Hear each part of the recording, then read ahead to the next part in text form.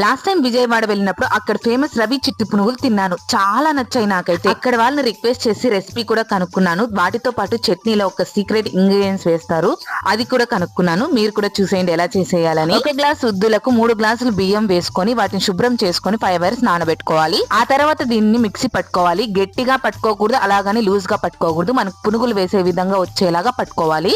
ఆ తర్వాత దీన్ని ఓవర్ నైట్ ఫర్మెంటేషన్ చేసుకోవాలి. చూసారు కదా, చట్నీలోకి మన సీక్రెట్ ఇంగ్రీడియంట్ బెల్లం అనమాట, అది వేస్తారంట వాళ్ళు, అందుకే అది అంత టేస్టీగా ఉంటుంది. పునుగులు వేసే ముందు కొద్దిగా జీలకర్ర, సాల్ట్, కొద్దిగా సోడా వేసుకొని మిక్స్ చేసుకోవాలి. బియ్యం పిండి గాని మైదా గాని అస్సలు వేయొద్దు, చాలా మంది వేస్తుంటారు. అంతే, ఎంతో ఈజీగా రవి చిట్టి పునుగులు రెడీ. పైన క్రిస్పీగా, లోపల స్పాంజీగా, చాలా చాలా టేస్టీగా ఉంటాయి.